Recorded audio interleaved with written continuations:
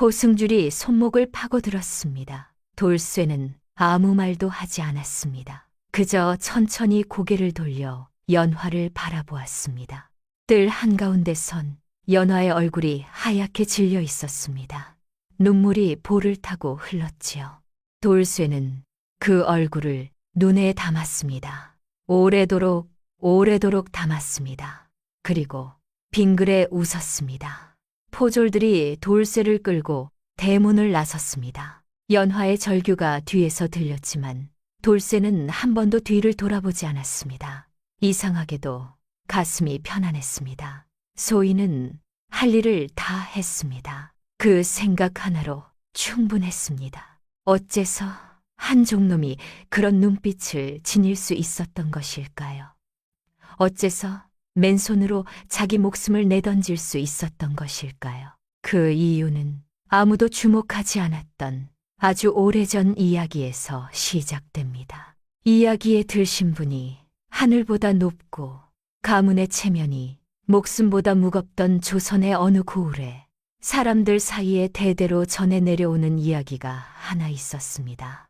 그 고을에는 제법 이름 있는 사족 가문이 있었지요. 대대로 벼슬을 이어온 집안이라 기와집 처마가 하늘을 찌를 듯 높았고 사랑채 마당에는 철마다 갖가지 화초가 흐드러지게 피어났습니다. 그 집의 외동딸 연화는 18에 혼례를 올려 이웃 고을 최씨 가문으로 시집을 갔습니다. 최씨 가문 역시 대대로 이름을 날리던 명문이었지요. 연화의 부모는 딸을 좋은 데 보냈다며 기뻐했고 연화 자신도 새 살림에 대한 기대로 가슴이 부풀었습니다. 혼례날 친정에서 어릴 때부터 함께 자란 종놈 돌쇠가 혼수 짐을 지고 따라갔습니다. 돌쇠는 연화보다 2살 아래였지만 어린 시절부터 아기씨 곁에서 심부름하며 자란 터라 친정에서 딸려 보낸 것이었습니다. 처음 1년은 평온했습니다. 연화는 시부모를 지극정성으로 공양하고 지아비를 받들며 며느리 도리를 잘 해냈습니다. 새벽같이 일어나 문안을 드리고 밤늦도록 3일짜기에 온 힘을 쏟았습니다.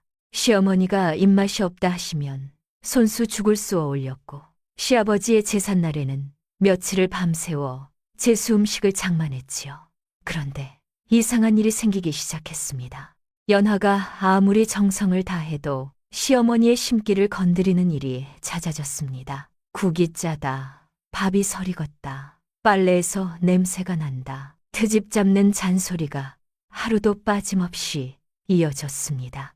연화는 그때마다 고개를 숙이며 죄송하다고 했습니다. 제 부덕한 탓이려니 여기며 더욱 부지런히 집안일을 했습니다. 그러나 시간이 갈수록 형편은 나빠지기만 했습니다.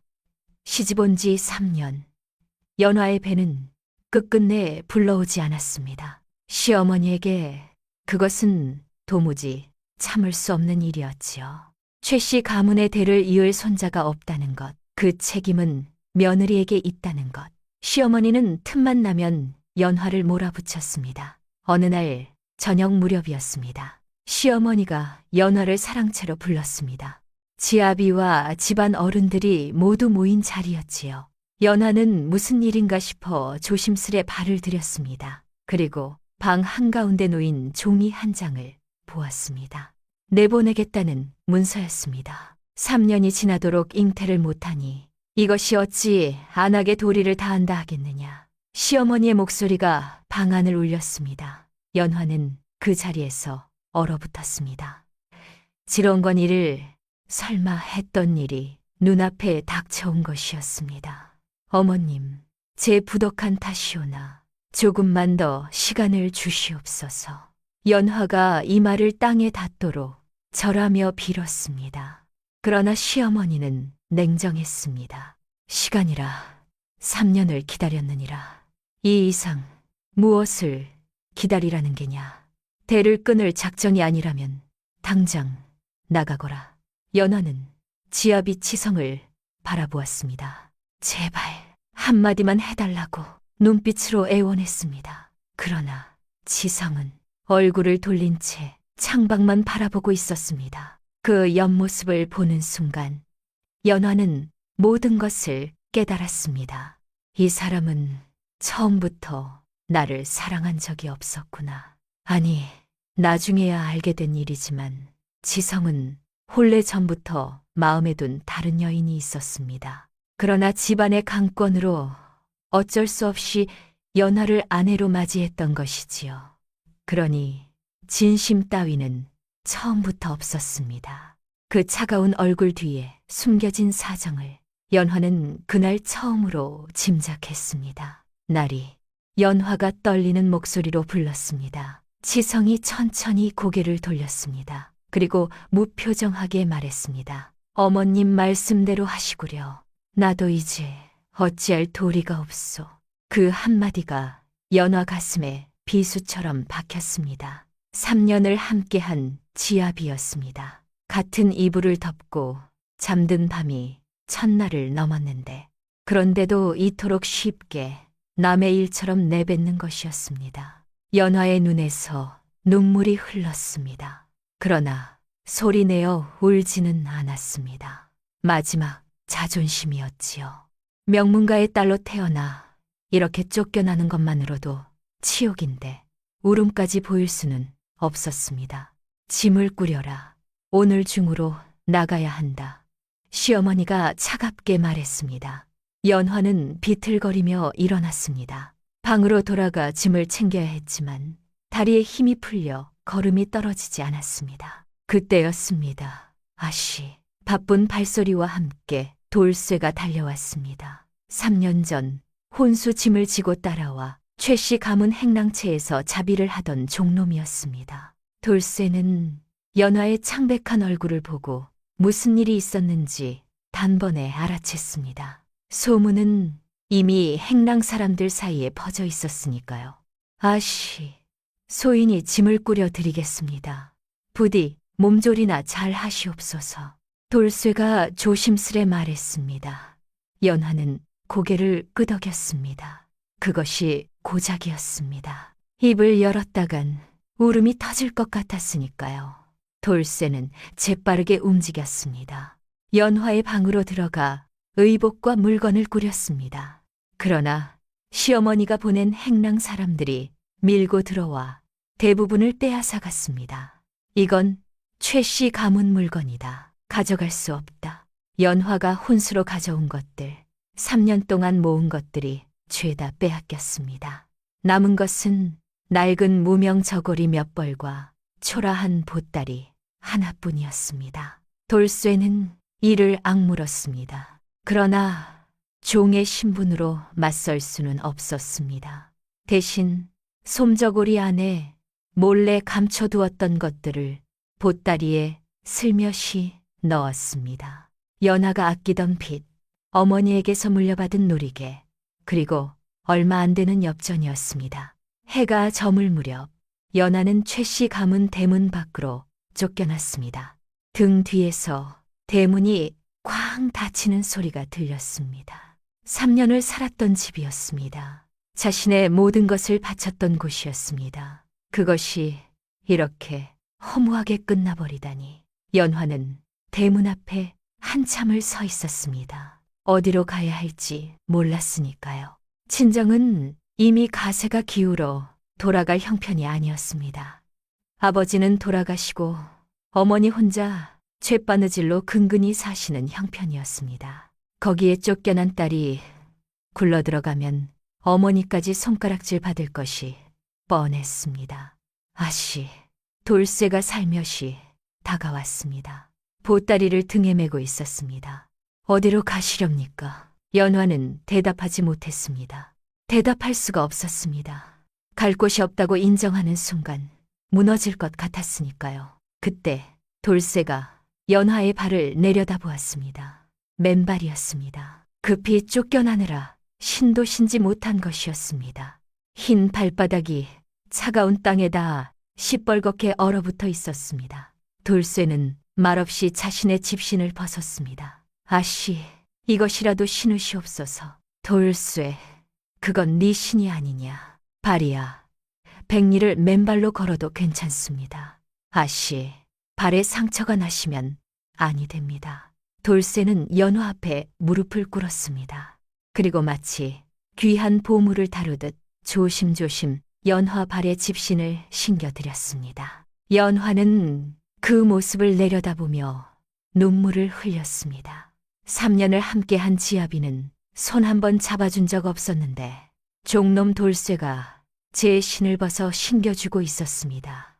돌쇠, 연화의 목소리가 떨렸습니다. 끝까지 모시겠습니다. 돌쇠가 고개를 들어 연화를 바라보았습니다. 그 눈이 결의로 가득했습니다. 거짓 없는 진심이 담긴 눈빛이었습니다. 아씨께서 어디로 가시든 이 돌쇠가 곁에 있겠습니다. 부디 마음 놓으소서. 연화는 한동안 말이 없었습니다. 그리고 천천히 고개를 끄덕였습니다. 이 순간 자신에게 남은 것은 이 우직한 종놈 하나뿐이었으니까요. 어둠이 내린 길을 두 사람은 걷기 시작했습니다. 앞서 걷는 연화, 그 뒤를 묵묵히 따르는 돌쇠, 보따리 하나와 빌린 집신 한 켤레뿐인 행차였습니다. 지성이 던진 내쫓는 문서는 돌쇠의 품 안에서 구겨져 있었습니다. 언젠가 이 종이를 집어 던진 놈에게 도로 던져줄 날이 반드시 오리라. 돌쇠는 마음속으로 그렇게 다짐했습니다. 아씨의 눈물을 닦아드릴 날이 반드시 오리라고. 하늘에는 별이 하나 둘 떠올랐습니다. 그러나 그 별빛 아래 두 사람이 가야 할 길은 칠흑처럼 어두웠습니다. 달이 중천에 오를 무렵 연화의 발걸음이 느려지기 시작했습니다. 더 이상 갈 곳이 없다는 것을 깨달았으니까요. 길가에 낡고 허물어진 폐사가 보였습니다. 지붕 절반이 내려앉은 오래전에 버려진 법당이었습니다. 오늘 밤은 여기서 쉽시다. 연화가 힘없이 말했습니다. 돌쇠는 고개를 끄덕이고 재빨리 법당 안을 살폈습니다. 뱀이나 벌레가 없는지 확인하고 마른 낙엽을 긁어 모아 자리를 만들었습니다. 그리고 자신의 솜저고리를 벗어 연화에게 내밀었습니다. 아씨, 밤이 차갑습니다. 이것이라도 덮고 주무십시오. 그러면 너는 어찌하느냐? 소희는 괜찮습니다. 원래부터 몸이 튼실하게 태어났으니 조금 추워도 거뜬합니다. 연화는 솜저고리를 받아들었습니다. 거절할 기력조차 없었습니다. 낙엽 위에 몸을 뉘자 온종일 참아왔던 눈물이 터졌습니다. 소리를 죽이고 끝없이 흘러내렸습니다. 돌쇠는 법당 문 밖으로 나가 그 자리에 섰습니다. 남녀 유별의 법도가 있는 세상이었으니 안으로 들어갈 수는 없었습니다. 육척 장안이 밤새 문 앞을 지켰습니다. 그것만으로도 든든한 울타리 같았습니다. 이튿날 아침 연화는 열이 났습니다. 하루 사이에 얼굴이 새파래지고 이마는 불덩이처럼 뜨거워졌습니다. 연화는 몸을 떨면서 중얼거렸습니다. 나리, 제가 무엇을 잘못했단 말입니까? 돌쇠는 가만히 있을 수가 없었습니다. 의원을 부르고 싶어도 엽전이 없었고 약을 사고 싶어도 방법이 없었습니다. 아씨, 소인이 먹을 것을 구해오겠습니다. 잠깐만 기다려 주십시오. 얼마 뒤 돌쇠가 돌아왔습니다. 손에 주먹밥 하나를 들고 있었습니다. 어디서 어떻게 구해왔는지 말하지 않았습니다. 연화는 아직 누워 있었습니다. 열은 조금 내렸지만 얼굴은 여전히 창백했고 입술은 바싹 타 있었습니다. 아씨, 밥을 구해왔습니다. 조금이라도 드셔야 합니다. 돌쇠가 법당 문 앞에 주먹밥을 올려두었습니다. 연화가 일어나 받아들었습니다. 어딘가 후줄근해 보이는 돌쇠의 얼굴을 보았습니다. 돌쇠, 무슨 일이 있었느냐? 아니옵니다. 아무것도 없었습니다. 괜찮습니다. 돌쇠가 어색하게 웃었습니다. 연화는 알 수 있었습니다. 이 우직한 종놈이 자신을 위해 어떤 수모를 당하고 왔는지를. 연화의 눈에서 눈물이 흘렀습니다. 주먹밥을 받아든 손이 부들부들 떨렸습니다. 3년 동안 산의 진미를 먹었습니다. 비단 이불을 덮고 번듯한 기와집에서 살았습니다. 그런데도 지아비는 단 한 번도 자신을 위해 무언가를 해준 적이 없었습니다. 그러나 지금 종놈의 신분인 돌쇠가 주막에서 창피를 당하면서까지 주먹밥 하나를 구해다 준 것입니다. 연화는 밥을 삼키며 울었습니다. 명문가 딸이라는 자존심은 진작에 내던졌습니다. 아씨, 좀 나으셨습니까? 고맙다 돌쇠. 연화는 돌쇠를 바라보았습니다. 이 우직한 종놈을, 어릴 때부터 자신 곁을 지켜온 사내를, 그리고 문득 궁금해졌습니다. 돌쇠. 예, 아씨. 너는 어째서 나를 따라온 게냐? 돌쇠가 흠칫했습니다. 잠시 생각하는 기색을 보이다가 천천히 입을 열었습니다. 소인이 아직 어렸을 때 대감마님의 소중한 닭이를 깨뜨린 적이 있었습니다. 연화의 눈이 흔들렸습니다. 돌쇠는 말을 멈추었습니다. 눈가를 붉히며 고개를 숙였습니다. 그때 아씨께서 소인의 목숨을 구해주셨습니다. 그 은혜를 소인은 한 번도 잊은 적이 없습니다. 연화의 눈이 흔들렸습니다. 어렴풋이 떠오르는 기억이 있었습니다. 그러나 돌쇠는 더 말하지 않았습니다. 돌쇠는 연화 앞에 무릎을 꿇었습니다. 육척, 장안이 작은 여인 앞에 머리를 숙인 것입니다. 아씨, 소인에게는 갚아야 할 것이 있습니다. 그 은혜를 다 갚을 때까지 소인은 아씨 곁을 떠나지 않겠습니다. 연화는 한동안 말이 없었습니다. 그리고 천천히 손을 뻗어 돌쇠의 거칠고 굳은 살박인 손등을 꼭 쥐었습니다. 고맙다, 돌쇠. 정말 고맙다. 그날 밤 법당 안에서 연화는 잠을 이루지 못했습니다. 돌쇠의 말이 머릿속을 떠나지 않았으니까요.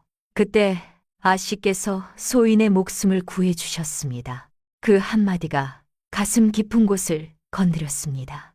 분명히 기억이 날 것 같은데 안개처럼 흐릿했습니다. 비가 그친 법당 밖으로 달빛이 스며들었습니다. 연화는 조용히 눈을 감았습니다. 그러자 아주 먼 옛날, 시집오기 훨씬 전의 기억이 천천히 떠올랐습니다. 그 해 여름은 유독 무더운 여름이었습니다. 연화의 친정은 고을에서도 손꼽히는 사족 가문이었습니다. 아버지는 높은 벼슬에 있었고 어머니는 인품이 좋다는 소문이 자자했습니다. 외동딸 연화는 귀하게 자랐지요. 돌쇠가 그 집에 들어온 것은 연화가 아직 처녀 옷을 입고 다니던 시절이었습니다. 돌쇠는 굶어서 쓰러진 아이였습니다. 마을 뒷골목에 쓰러져 있던 것을 아버지가 발견해 데려온 것이지요. 그때부터 돌쇠는 연화의 집에서 자비를 하며 살았습니다. 처음 본 돌쇠는 볼품없는 모습이었습니다. 뼈만 앙상하고 눈만 부릅떠 있었습니다. 그런데 몇 해가 지나자 신기하게도 눈에 띄게 쑥쑥 자랐습니다. 먹는 것이라고는 찬밥과 국물뿐이었는데 어깨가 떡 벌어지고 키가 훌쩍 컸습니다. 타고난 골격이 남달랐던 것입니다. 돌쇠는 말이 없었습니다. 시키는 일은 묵묵히 했고 구박을 받아도 대들지 않았습니다. 눈만 살아 있었습니다. 그 눈이 연화는 늘 마음에 걸렸습니다. 그해 여름 일이 터졌습니다. 아버지가 아끼시던 귀한 닭이가 깨진 것입니다. 대대로 내려온 갑오였습니다. 그 눈 갑오지가 잣잔 하나가 쌀 100양어치는 된다는 소문이 날 정도였으니까요. 누가 깨뜨렸느냐? 아버지의 고함 소리가 집안을 뒤흔들었습니다. 행랑 사람들이 벌벌 떨며 모여들었습니다. 아무도 입을 열지 않았습니다. 그때 돌쇠가 앞으로 나왔습니다. 떨리는 목소리로 제가 했다고 말했습니다. 사실은 마당을 기어가던 오소리가 닭이에 살짝 부딪혔을 뿐이었습니다. 그러나 닭이가 받침대에서 굴러 떨어지고 만 것이었습니다. 아버지의 얼굴이 새빨개졌습니다. 이놈을 포도청에 넘겨라. 그 시절 종놈이 주인의 물건을 망가뜨리면 어떻게 되는지 모두가 알고 있었습니다. 곤장을 맞거나 팔려가거나 관아에 넘겨지는 것이지요. 돌쇠에게는 그 어느 것도 견디기 어려운 일이었습니다. 돌쇠는 마당 한가운데서 이마를 땅에 박았습니다. 몸이 부들부들 떨렸습니다. 그러나 울지는 않았습니다. 울어도 소용없다는 것을 이미 알고 있었으니까요. 그때였습니다. 아버지, 연화가 방에서 뛰쳐나왔습니다. 모두의 시선이 아기 씨에게로 쏠렸습니다. 연화는 아버지 앞에 무릎을 꿇고 말했습니다. 그 닭이는 제가 깼습니다. 어젯밤 잠을 못 이루다가 마당을 거닐다가 그만 건드렸습니다. 아버지가 당황했습니다. 눈에 넣어도 아프지 않을 외동딸이 무릎을 꿇고 있으니 화가 스르르 가라앉고 말았습니다. 아, 깨진 것은 어쩔 수 없지. 앞으로는 조심하거라. 아버지가 돌아서며 손을 흔들었습니다. 모두 물러가라. 오늘 일은 없던 걸로 하자. 행랑 사람들이 물러갔습니다. 마당에는 연화와 돌쇠만 남았습니다. 돌쇠는 이마를 땅에 댄 채 멍하니 연화를 올려다보았습니다. 무슨 일이 일어났는지 이해할 수가 없었습니다. 연화가 돌쇠에게 다가왔습니다. 일어나거라. 돌쇠는 비틀거리며 일어났습니다. 다리에 힘이 풀려 제대로 설 수도 없었습니다. 연화가 물었습니다. 밥은 먹었느냐? 돌쇠는 넋을 잃고 연화를 바라보았습니다. 뜻밖의 물음이었습니다. 고개를 저었습니다. 아침부터 아무것도 먹지 못했으니까요. 따라오너라. 연화가 앞장서 걸었습니다. 연화가 돌쇠를 데려간 곳은 부엌 뒤, 광 뒤편이었습니다. 아무도 오지 않는 구석진 곳이었습니다. 연화가 잠시 사라졌다가 손에 무언가를 들고 돌아왔습니다. 보리쌀 주먹밥 하나와 종이에 싼 작은 것이었습니다. 연화가 주먹밥을 내밀었습니다. 급하게 먹지 말고 천천히 먹어라. 목 막히면 안 된다. 돌쇠에게는 태어나서 처음 듣는 말투였습니다. 지금껏 야, 이놈아, 거기 있는 것 하고만 불렸는데 돌쇠가 주먹밥을 한 입 깨물었습니다. 보리쌀이었지만 따뜻했습니다. 눈물이 뚝뚝 흘렀습니다. 왜 우는지 자신도 몰랐습니다. 그냥 눈물이 나왔습니다. 연화는 말없이 지켜보았습니다. 돌쇠가 주먹밥을 다 먹었을 때 연화가 종이에 싼 것을 내밀었습니다. 돌쇠가 종이를 펼쳤습니다. 노란 빛깔의 둥근 것이 들어있었습니다. 율고였습니다. 돌쇠는 율고를 본 적도 없었습니다. 지체 높은 분들이 드시는 것이라는 것은 어렴풋이 알고 있었지만 실물은 처음이었습니다. 연화가 먹어보거라 했습니다. 돌쇠가 조심스럽게 율고를 집어들었습니다. 한 입 깨물었습니다. 달았습니다. 세상에 이렇게 단 것이 있었다는 것을 돌쇠는 몰랐습니다.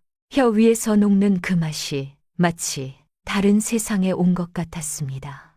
눈물이 또 흘렀습니다. 연화가 빙그레 웃었습니다. 맛있느냐? 돌쇠가 고개를 끄덕였습니다. 이 말이 나오지 않았습니다. 율고를 씹으면서 울기만 했습니다. 연화가 돌쇠 곁에 쪼그리고 앉았습니다. 아기 씨와 종놈이 광 뒤에 나란히 앉은 모습이었습니다. 돌쇠가 고개를 들었습니다. 너는 짐승이 아니야. 너는 내 사람이야. 알겠지? 돌쇠는 그 말의 뜻을 완전히 이해하지 못했습니다. 그러나 가슴 한복판이 뜨거워지는 것을 느꼈습니다. 태어나서 처음으로 누군가에게 사람 대접을 받은 순간이었습니다. 돌쇠가 물었습니다. 아기 씨께서 소인 대신 거짓말을 하셨는데 혼나실 수도 있었는데 왜 도와주셨습니까? 연화는 잠깐 생각하다가 대답했습니다. 그냥 네가 무릎을 꿇고 떨고 있는 것이 불쌍해서. 단순한 대답이었습니다. 그러나 돌쇠에게는 세상 무엇과도 바꾸지 않을 말이었습니다. 돌쇠는 연화 앞에 엎드렸습니다. 평생 아기 씨를 잊지 않겠다고 말했습니다. 연화가 웃었습니다. 뭘 그리 거창하게 굴어. 일어나거라. 누가 보면 이상하게 생각한다. 돌쇠가 일어났습니다. 연화가 먼저 광 뒤에서 나갔습니다. 돌쇠는 그 뒷모습을 오래도록 바라보았습니다. 이분을 위해서라면 무엇이든 하리라. 그 다짐이 돌쇠의 가슴에 깊이 새겨진 것입니다. 법당 안에서 연화가 눈을 떴습니다.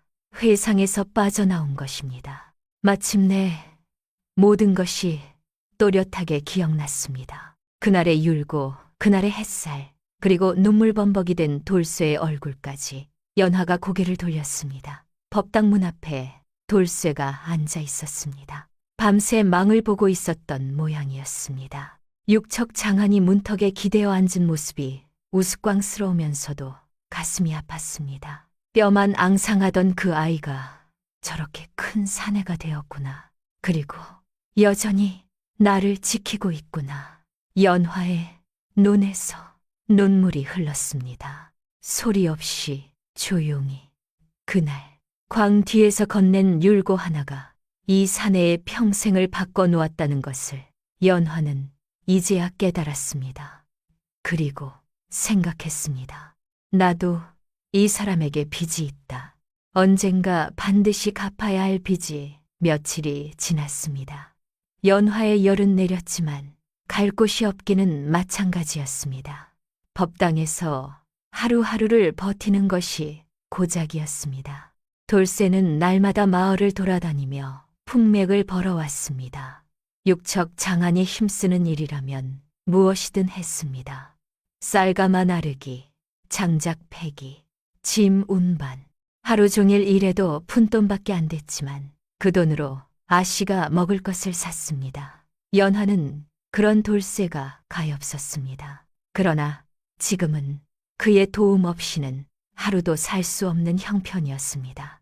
명문가 딸이라는 자존심은 진작에 내던졌습니다. 어느 날이었습니다. 돌쇠가 마을에서 돌아오는 길에 산길 쪽에서 이상한 소리를 들었습니다. 고함 소리와 말발굽 소리가 뒤섞여 들려왔습니다. 돌쇠는 발을 멈추었습니다. 그리고 소리가 나는 쪽으로 조심스레 다가갔습니다. 산길 한가운데 수레 한 대가 멈춰 서 있었습니다. 그 주위를 인상이 험한 사내들이 에워싸고 있었습니다. 산적이었습니다.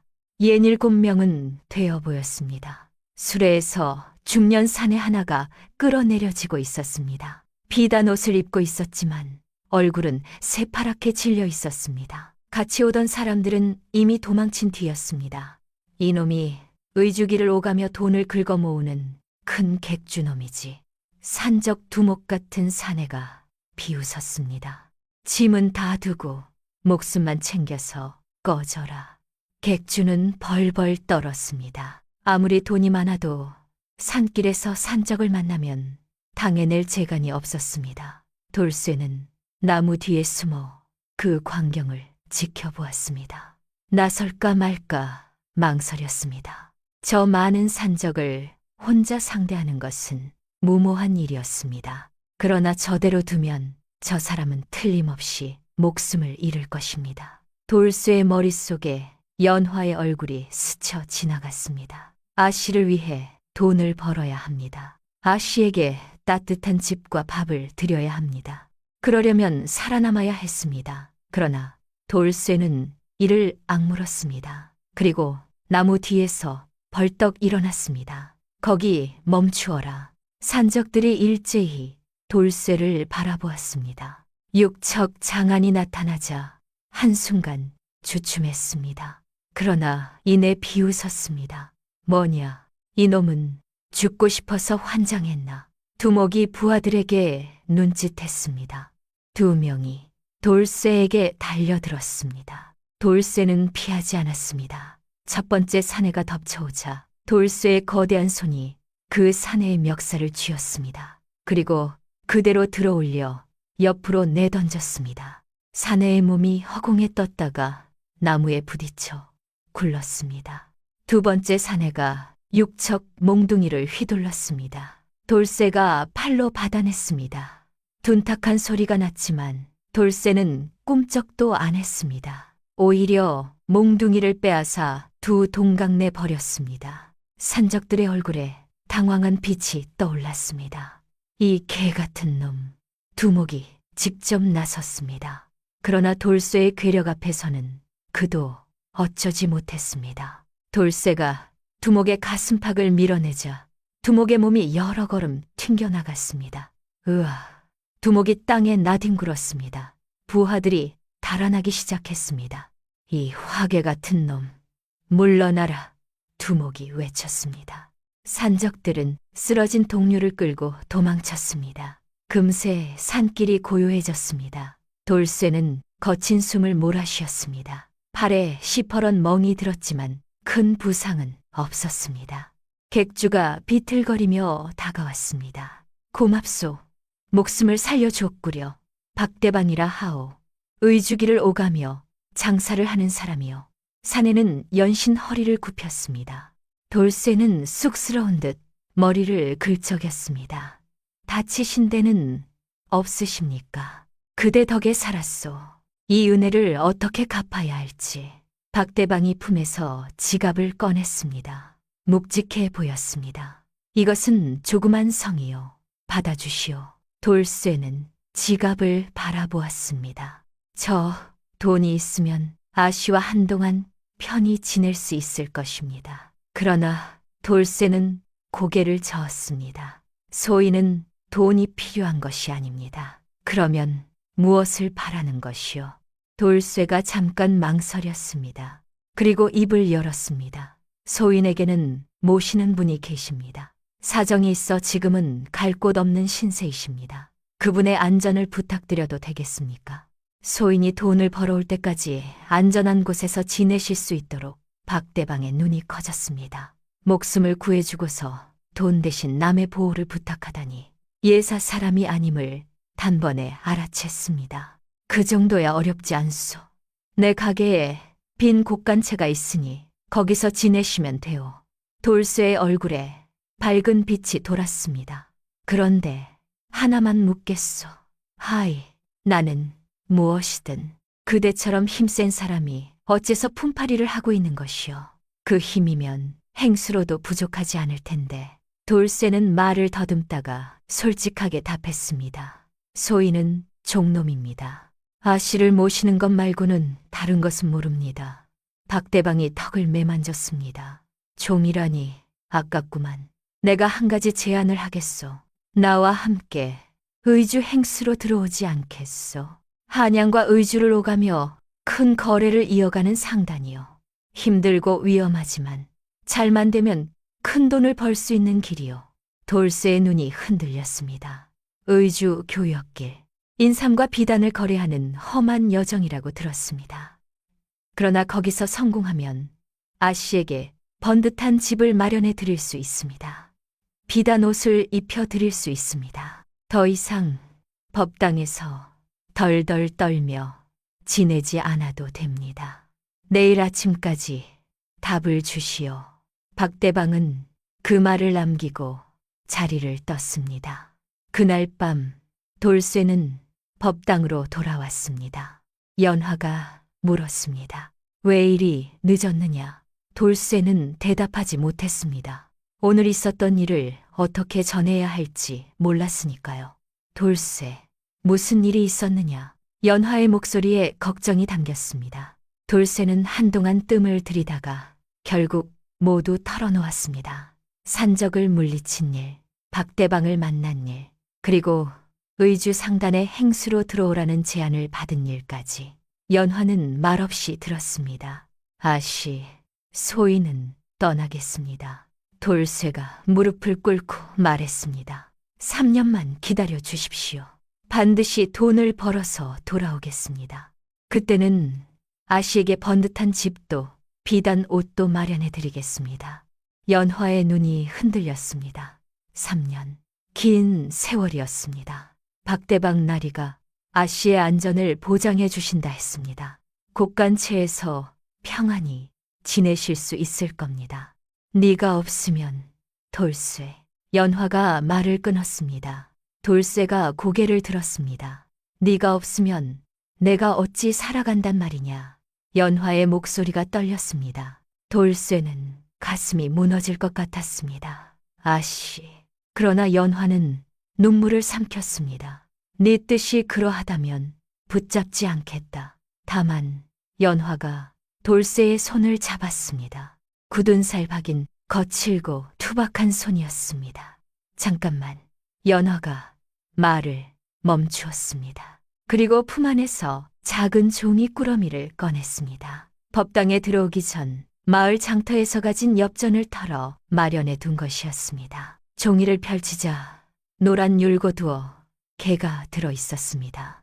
연화가 율고를 돌쇠의 손에 올려놓았습니다. 가는 길에 먹어라. 그 눈빛에 돌쇠는 심장이 내려앉는 것 같았습니다. 반드시 돌아와야 한다. 알겠느냐? 약속해라. 반드시 돌아온다고. 돌쇠의 눈에서 눈물이 흘렀습니다. 육척 장안이 어린아이처럼 울었습니다. 약속드립니다.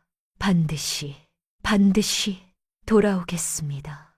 돌쇠는 율고를 먹지 않았습니다. 가는 내내, 그리고 3년 내내 먹지 않았습니다.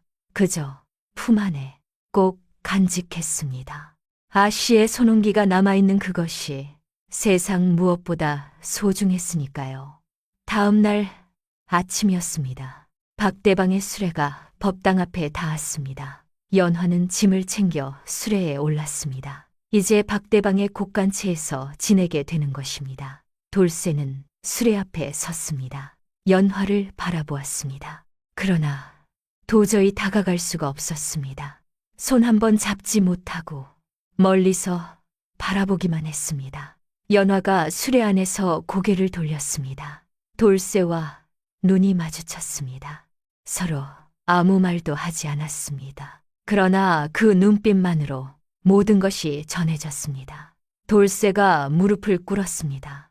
그리고 이마가 땅에 닿도록 깊이 엎드렸습니다. 아씨, 소인은 다녀오겠습니다. 연화는 대답하지 않았습니다. 고개를 돌렸습니다. 우는 모습을 보이고 싶지 않았으니까요. 수레가 천천히 움직이기 시작했습니다. 돌쇠는 수레가 시야에서 사라질 때까지 그 자리에 엎드려 있었습니다. 이마에 흙이 묻어도 닦지 않았습니다. 반드시 돌아오겠습니다. 반드시 아씨에게 좋은 세상을 보여드리겠습니다.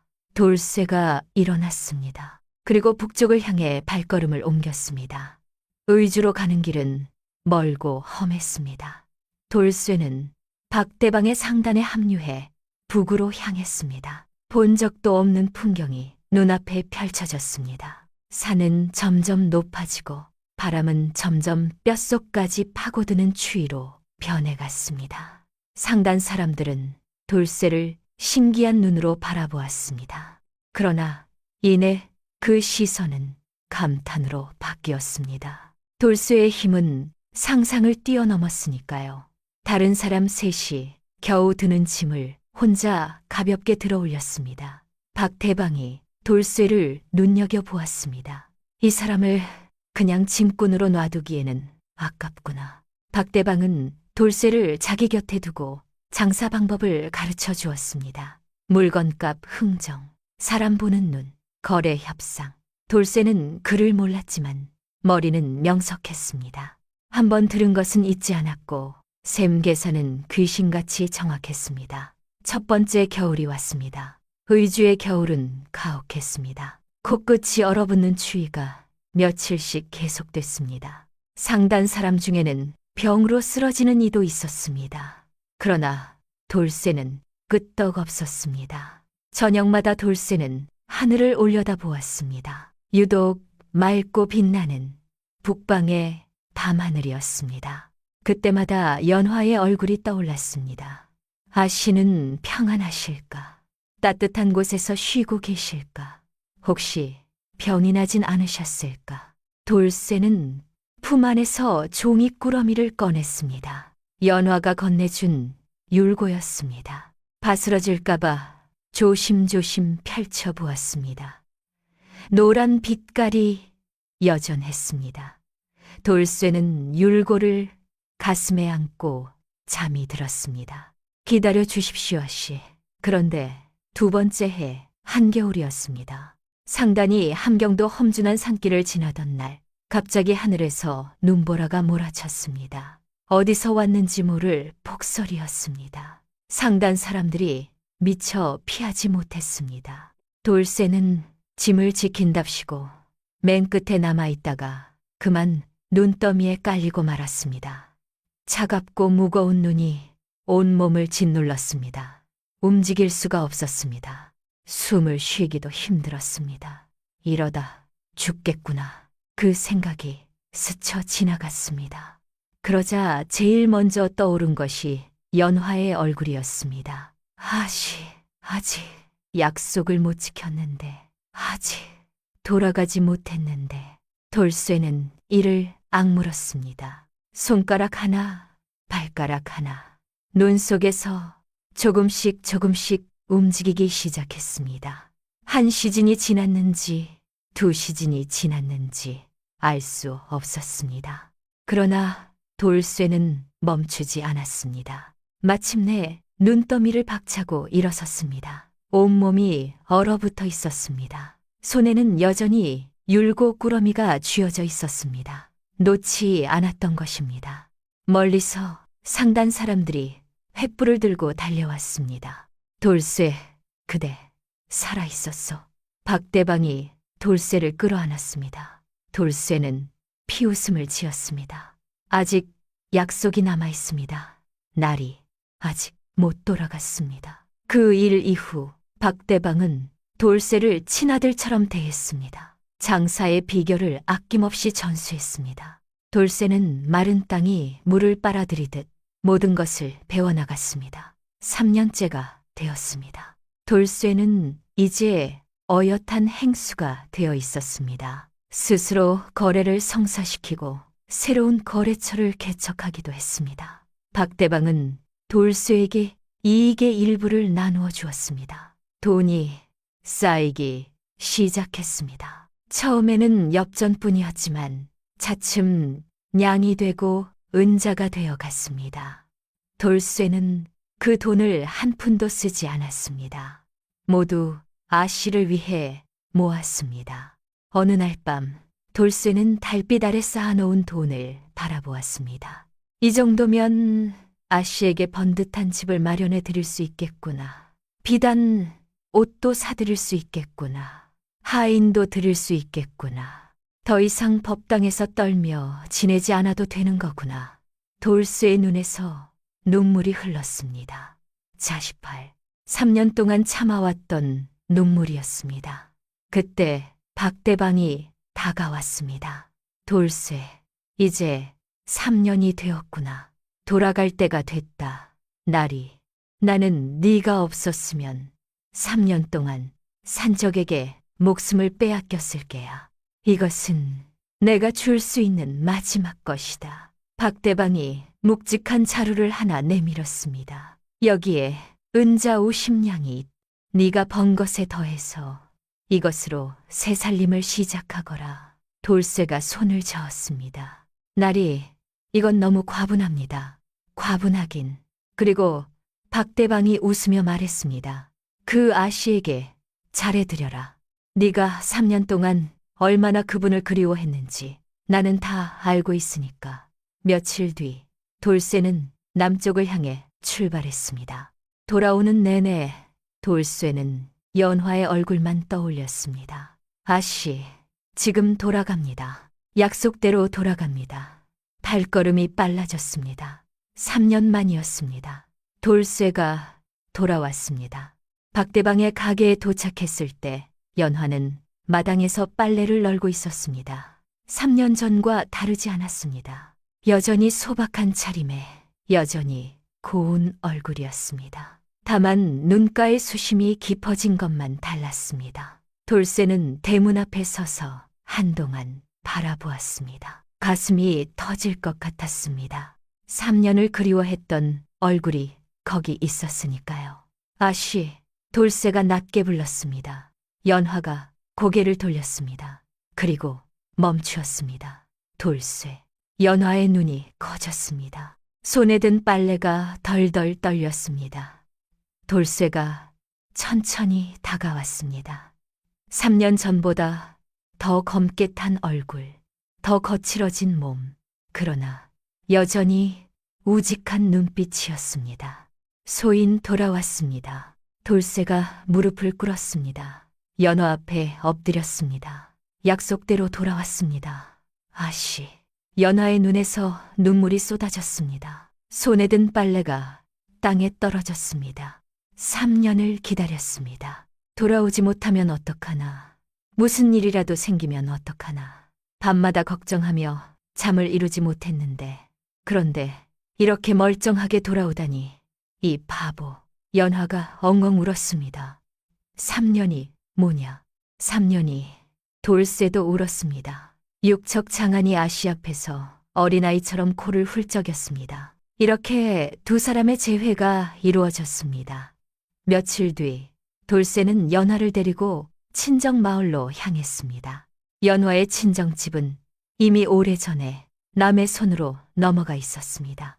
가세가 기울어 팔렸던 것입니다. 어머니는 몇 해 전에 병으로 돌아가셨고 집에는 모르는 사람들이 살고 있었습니다. 돌쇠는 그 집을 찾아갔습니다. 그리고 집주인에게 말했습니다. 이 집을 사고 싶소. 집주인이 돌쇠를 위아래로 훑어보았습니다. 허름한 차림이었지만 눈빛이 예사롭지 않았습니다. 얼마나 낼 수 있소. 돌쇠가 품에서 지갑을 꺼냈습니다. 집주인의 눈이 커졌습니다. 은자가 가득 들어 있었습니다. 거래는 금세 이루어졌습니다. 연화가 어린 시절을 보냈던 집이 다시 연화의 것이 되었습니다.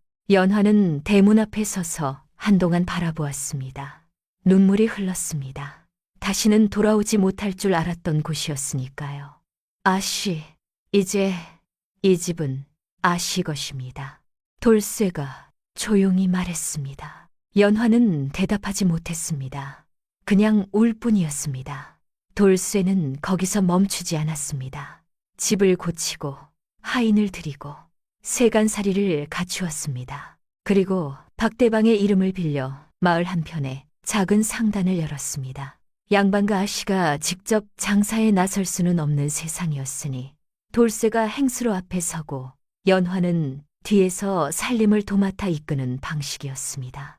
북방에서 갈고 닦은 장사 수완은 녹슬지 않았습니다. 상단은 금세 자리를 잡았습니다. 인삼과 비단, 그리고 의주길에서 가져온 귀한 물건들을 팔았습니다. 돌쇠의 정직함과 오직함은 금세 소문이 났습니다. 거래처가 하나둘 늘어났습니다. 돈이 들어오기 시작했습니다. 돌쇠는 그 돈으로 연화에게 비단 옷을 지어드렸습니다. 가장 좋은 비단으로, 가장 고운 빛깔로. 연화가 처음으로 비단 옷을 입던 날, 돌쇠는 멀리서 바라보았습니다. 고우십니다.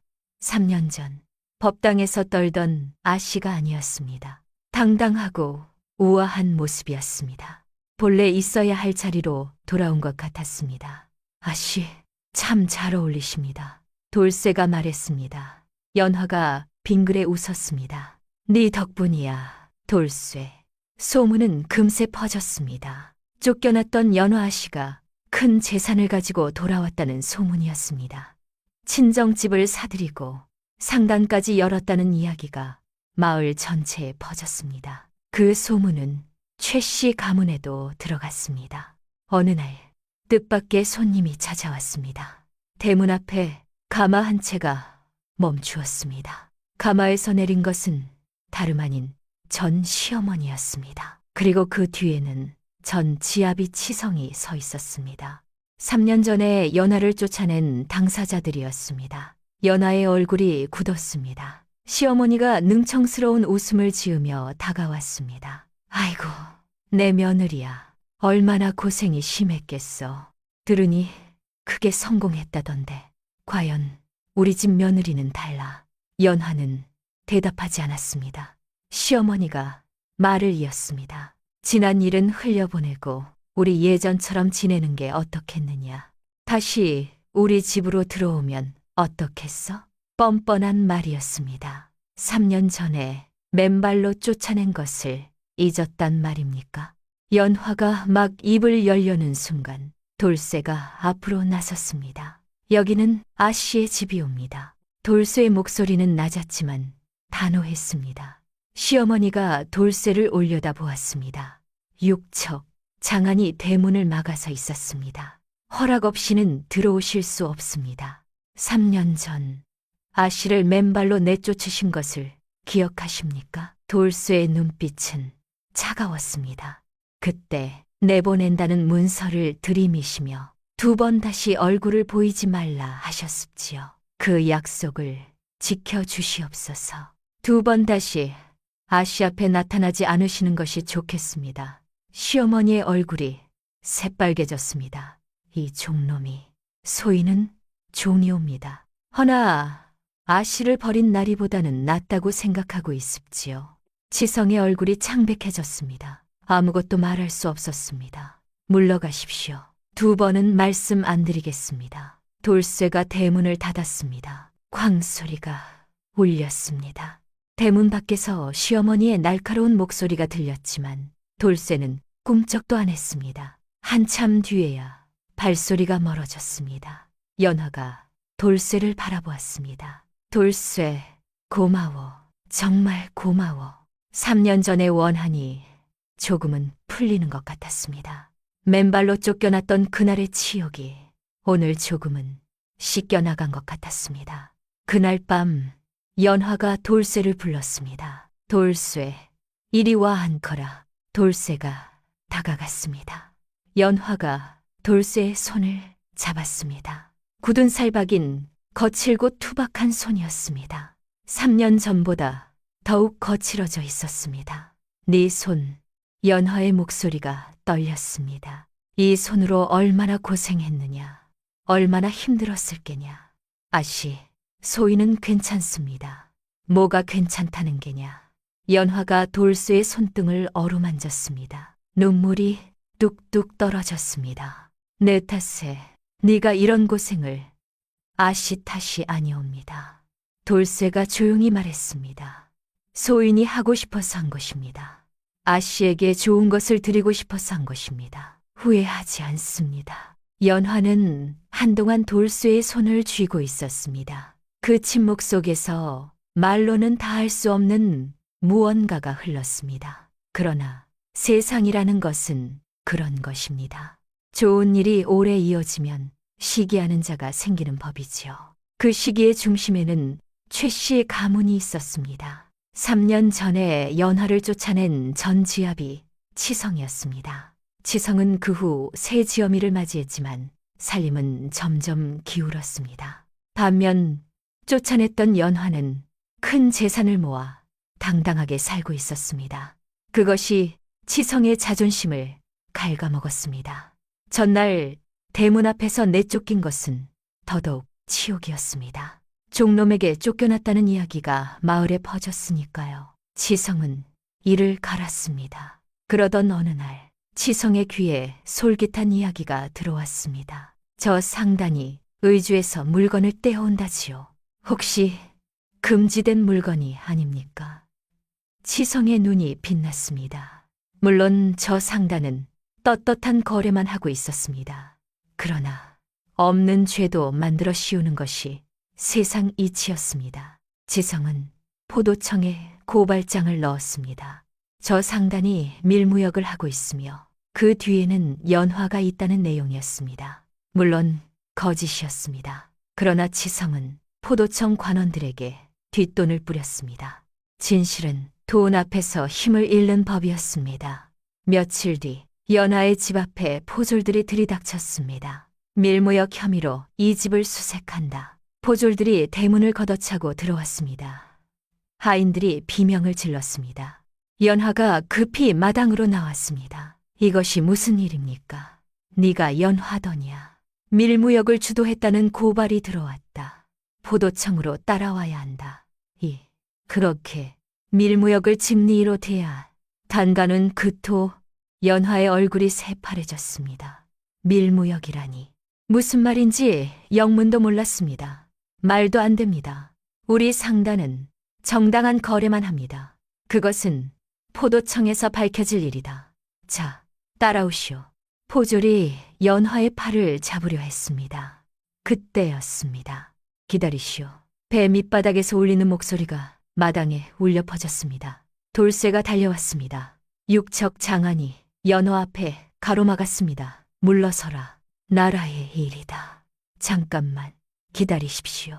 돌쇠의 목소리는 침착했습니다. 그러나 눈은 결의로 가득 차 있었습니다. 밀무역 주모자를 잡으러 오셨다 하셨지요. 그렇다면 사람을 잘못 보셨습니다. 포졸이 눈살을 찌푸렸습니다. 무슨 소리냐? 돌쇠가 한 발 앞으로 나갔습니다. 그리고 또렷하게 말했습니다. 밀무역이 있었다면 그것은 모두 이 돌쇠가 혼자 저지른 것입니다. 아씨는 아무것도 모르십니다. 연화의 눈이 커졌습니다. 돌쇠, 무슨 소리를 하는 게냐? 아씨는 상단거래에 관여하신 적이 한 번도 없습니다. 돌쇠는 연화를 돌아보지 않고 말했습니다. 장부도 거래도 모두 소인이 도맡았습니다. 아씨는 그저 이름만 빌려주셨을 뿐입니다. 이놈, 지금이 어느 때라고. 포졸이 돌쇠를 노려보았습니다. 돌쇠가 무릎을 꿇었습니다. 소인을 데려가십시오. 아씨에게는 죄가 없습니다. 돌쇠, 안 돼. 연화가 달려왔습니다. 돌쇠의 어깨를 잡았습니다. 무슨 짓이냐? 어째서 네가 죄를 뒤집어 쓰는 게냐? 돌쇠가 천천히 고개를 돌렸습니다. 연화를 바라보았습니다. 그 눈은 평온했습니다. 아씨, 옛날에 아씨께서 소인을 도와주셨던 거 기억하십니까? 대감마님 앞에서 거짓말을 하시면서까지 소인을 감싸주셨지요. 연화의 눈에서 눈물이 흘렀습니다. 그날의 기억이 되살아났으니까요. 이번에는 소인이 그 은혜를 갚을 차례입니다. 돌쇠, 안 돼. 연화가 울부짖었습니다. 아씨, 소인은 후회하지 않습니다. 돌쇠가 빙그레 웃었습니다. 그리고 포졸들을 향해 두 손을 내밀었습니다. 자, 묶으시오. 소인은 순순히 따라가겠습니다. 포졸들이 돌쇠의 손목에 포승줄을 감았습니다. 연화가 매달렸습니다. 이 사람은 억울합니다. 제발, 아씨, 울지 마십시오. 울지. 돌쇠가 조용히 말했습니다. 아씨만 무사하시면 그것으로 충분합니다. 돌쇠, 그리고 돌쇠가 잠깐 말을 멈추었습니다. 정연이를 똑바로 바라보았습니다. 그날 아씨께서 주신 율고 정말로 달았습니다. 연화의 심장이 돋는 것 같았습니다. 어린 시절 광디에서 건넨 율고, 그 기억이 눈앞에 선명하게 떠올랐습니다. 소인은 그 맛을 평생 잊을 수 없었습니다. 아씨 덕분에 소인은 행복했습니다. 돌쇠가 끌려갔습니다. 이야기는 첫머리로 돌아왔습니다. 포승줄이 손목을 파고드는 그 순간 돌쇠는 연화를 향해 빙그레 웃었습니다. 그리고 한 번도 뒤를 돌아보지 않았습니다. 연화의 절규가 하늘에 울려 퍼졌습니다. 돌쇠는 포도청으로 끌려갔습니다. 밀무역 죄는 무거운 것이었습니다. 억울하다 아무리 외쳐도 소용없었습니다. 이미 뒷돈으로 짜인 각본이 있었으니까요. 돌쇠는 모든 죄를 인정했습니다. 아씨를 지키기 위해서였습니다. 옥에 갇히는 날들이 이어졌습니다. 혹독한 곤장도 있었습니다. 배우가 누구냐, 공범은 누구냐, 다그치고 또 다그쳤습니다. 그러나 돌쇠는 끝까지 입을 열지 않았습니다. 자신이 혼자 한 일이다. 아씨는 모른다고 버텼습니다. 고문을 버티는 동시 돌쇠의 기력은 점점 쇠해갔습니다. 육척 장안이 여위어 갔습니다. 그래도 돌쇠는 웃었습니다. 아씨가 무사하다는 소식을 들을 때마다 그것만으로 충분했습니다. 한편 연화는 손을 놓지 않았습니다. 사방으로 뛰어다녔습니다. 돌쇠의 억울함을 밝히기 위해 증거를 모았습니다. 상단 장부를 들고 박대방을 찾아갔습니다. 모든 거래가 정당했음을 조목조목 보여주었습니다. 박대방은 즉시 움직였습니다. 자신의 인맥과 상단의 힘을 총동원했습니다. 연화는 밖으로 나설 수 없는 몸이었으니 박대방이 대신 관할을 찾아다니며 돌쇠의 억울함을 호소했습니다. 연화는 글을 모아 상소문을 작성했습니다. 박대방이 그것을 들고 더 높은 관직을 찾아갔습니다. 마침내 진실이 드러나기 시작했습니다. 치성의 거짓 고발이 밝혀진 것입니다. 뒷돈을 받은 관원들은 파직됐습니다. 돌쇠의 무죄가 밝혀졌습니다. 석방하라는 명이 내려졌습니다. 연화는 곧장 포도청으로 달려갔습니다. 옥문이 열렸습니다. 돌쇠가 나왔습니다. 그러나 연화는 숨이 샜는 것 같았습니다. 수개월 만에 본 돌쇠는 딴 사람처럼 변해 있었습니다. 육척 장안이 반으로 여위어 있었습니다. 얼굴은 새파랬고 눈이 움푹 꺼져 있었습니다. 걷는 것조차 힘겨워 보였습니다. 돌쇠, 연화가 달려갔습니다. 돌쇠를 부축했습니다. 돌쇠가 힘없이 웃었습니다. 아씨, 오셨습니까? 이 바보야. 연화가 울부짖었습니다. 돌쇠의 몸이 너무나 가벼웠습니다. 저 걷던 몸이 뼈만 남아 있었습니다. 아씨가 무사하시니 다행입니다. 소인의 역할을 다 했습니다. 나는 괜찮아. 너는 어째서 이렇게. 돌쇠가 연화의 손을 잡았습니다. 힘이 없었습니다. 아씨가 무사하시다면 소인은 할 일을 다 한 것입니다. 돌쇠, 아씨, 집으로 돌아갑시다. 연화는 돌쇠를 부축해 가마에 태웠습니다. 집으로. 연화의 가슴은 불안으로 가득했습니다. 제발 무사해라. 정연이는 돌쇠를 안고 방으로 옮겼습니다. 하인들이 달려와 도왔습니다. 가장 따뜻한 방에 이불을 두껍게 깔고 돌쇠를 뉘었습니다. 의원을 데려와라, 빨리. 연화가 소리쳤습니다. 하인이 급히 뛰어나갔습니다. 돌쇠는 이불 위에 누워 천장을 바라보았습니다. 눈동자의 초점이 흐릿했습니다. 그러나 입가에는 미소가 남아 있었습니다. 아씨, 이야기 말씀 마세요. 기력을 아끼시고 가만히 계세요. 연화가 돌쇠의 손을 꼭 잡았습니다. 차가웠습니다. 저 크고 거친 손이 이토록 차갑고 여위어 있었습니다. 곧 의원이 올 거야. 조금만 참아. 돌쇠가 약하게 웃었습니다. 의원이 도착했습니다. 진맥을 짚고 침을 놓고 약을 다렸습니다. 그러나 의원의 얼굴은 어두웠습니다. 기력이 너무 쇠했습니다. 이제는 손을 써도. 연화의 얼굴이 하얗게 질렸습니다. 무슨 말씀을 하시는 겁니까? 다시 한번 봐주십시오. 아씨, 저희도 최선을 다하고 있으나. 의원이 고개를 숙였습니다. 연화는 그 자리에 무너졌습니다. 안 돼. 이럴 수는 없어. 밤이 깊어갔습니다. 연화는 돌쇠 곁을 떠나지 않았습니다. 손을 잡고 얼굴을 어루만지고 이름을 불렀습니다. 돌쇠, 정신 차려. 제발. 돌쇠가 천천히 눈을 떴습니다. 연화를 바라보았습니다. 눈이 맑았습니다. 아씨, 손을 잡아주십시오. 연화가 돌쇠의 손을 두 손으로 꼭 쥐었습니다. 돌쇠가 가느다랗게 웃었습니다. 따뜻합니다. 아씨의 손은 정말 따뜻합니다. 연화의 눈에서 눈물이 멈추지 않았습니다. 돌쇠, 제발 이런 말 하지 마. 네가 없으면 나는 어떻게 살아가란 말이냐. 아씨는 강한 분이십니다. 소인이 없어도 씩씩하게 살아가실 수 있습니다. 그건 아니야. 틀렸어. 아씨. 돌쇠의 눈에 눈물이 맺혔습니다. 소인은 이 세상에서 아씨를 뵐 수 있어서 정말 행복했습니다. 연화가 돌쇠의 손을 더 세게 쥐었습니다. 말이 나오지 않았습니다. 그냥 눈물만 흘렀습니다. 돌쇠가 천천히 말을 이었습니다. 그날 아기 씨께서 소인에게 율곡을 주셨지요. 그것이 얼마나 달았는지 세상에 그런 단 것이 있었다는 것을 처음 알았습니다. 연화의 가슴이 조여들었습니다. 그리고 아기 씨께서 말씀하셨지요. 너는 짐승이 아니야.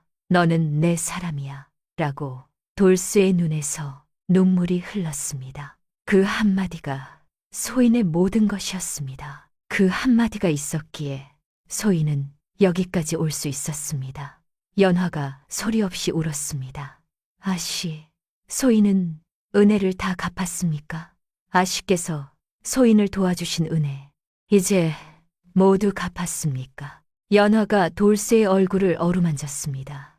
눈물이 방울방울 떨어졌습니다. 그래, 다 갚았어. 네가 충분히 갚아주었어. 돌쇠가 빙그레 웃었습니다. 다행입니다. 그 한마디에 돌쇠의 얼굴이 편안해졌습니다. 평생 지고 온 짐을 내려놓은 것처럼 이제 소인도 편히 잠들 수 있겠습니다.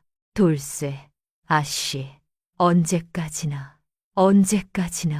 평안히 사십시오. 돌쇠의 손에서 힘이 빠져나갔습니다. 아씨, 고마웠습니다. 그리고 돌쇠는 눈을 감았습니다.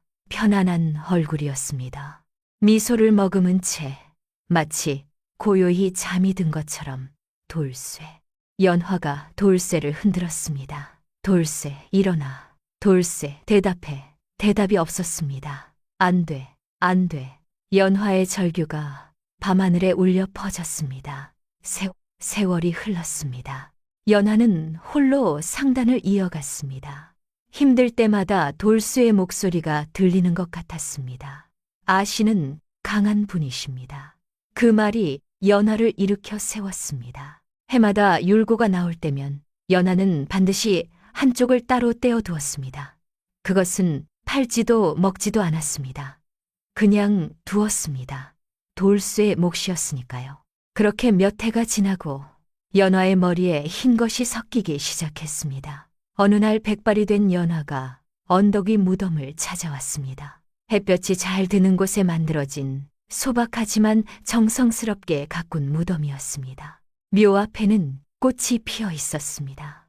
연화가 무덤 앞에 앉았습니다. 품에서 작은 보자기를 꺼냈습니다. 보자기를 열자 노란 빛깔의 율곡가 들어 있었습니다. 돌쇠, 연화가 율곡을 묘 앞에 올렸습니다.